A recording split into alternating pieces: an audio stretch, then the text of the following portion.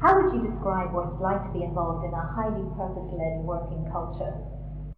I've been in a few. Obviously, I've created my own culture and been purpose-led and inspired, and I know when I'm around other people like me, the ideas that flow and the possibilities are incredible. But I've worked in groups. I think a few years ago I was on a Greek island and I was teaching on it at a holistic holiday centre, and I was for the first time ever perhaps in a group of people where everybody was doing what they loved. And it was an amazing experience where everybody was willingly doing what they did. Nobody had to be forced to do anything. They all enjoyed it. They were all there because they wanted to be there. So I think when you do enable people to bring what they genuinely want to bring to their work and to the workplace, it's an incredible place to work. And I don't think many people know quite how to unlock that yet. And that's part of what I get them to do, is realise how you can unlock that potential.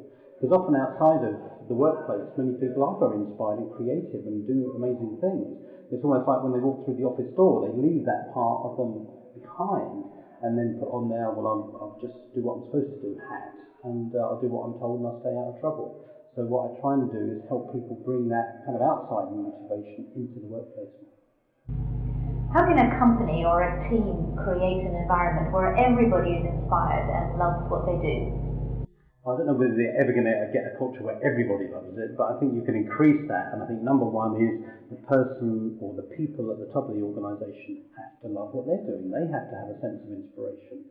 I've seen it happen over and over again where people get an idea like this and they go, right, I'm going to put it on their job description. We want 20% more inspiration out of you next year. We want 20% more passion, otherwise you're going to get a pay cut. It can't work like that. You can't beat inspiration and creativity out of people with a stick. You have to embody it. You have to draw it out of them. And one of the best ways of doing that is to be inspired yourself. If you take somebody like Nelson Mandela, most of us would find him inspiring, but he doesn't say to people, you've got to be inspiring, it's your job to be inspiring. He embodies what he teaches. And I'm a great believer that people in organisations at the top have to embody that themselves. And in a way then they don't even have to teach it, because people will get it by their very role model and the way that they act and behave. How can a business create the space for people to be inspired and trust that they're actually working?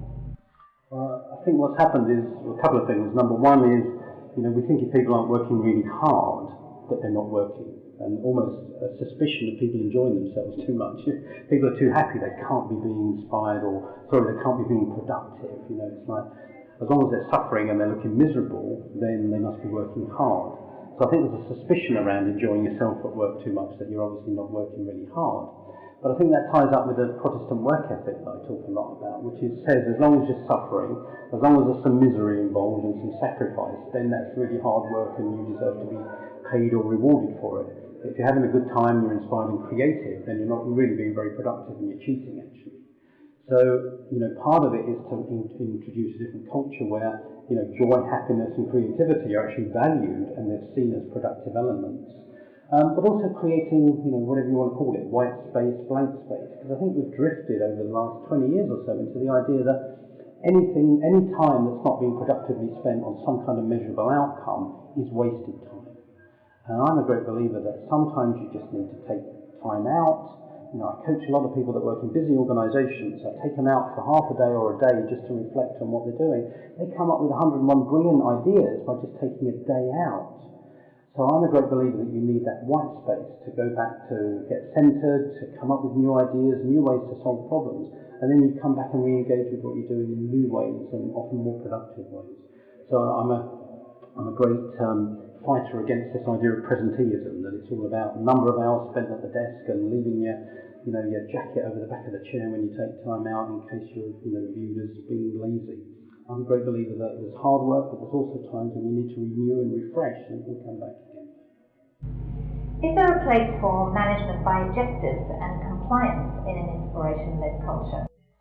I think cooperation more than compliance. Yes, you have to compromise sometimes, and if you're in an organisation of being paid a salary, obviously there are overarching goals that need to be met. And then within that, if you can find that overlap of where what you like doing also matches up with the organisation, that's going to work a lot better than just saying, we're hiring you, so this is what you're doing, and if you don't do it, you're out. So it's finding that overlap, because then I think you really untap people's talents, their energy, their potential, their ideas, and it can become a real win-win.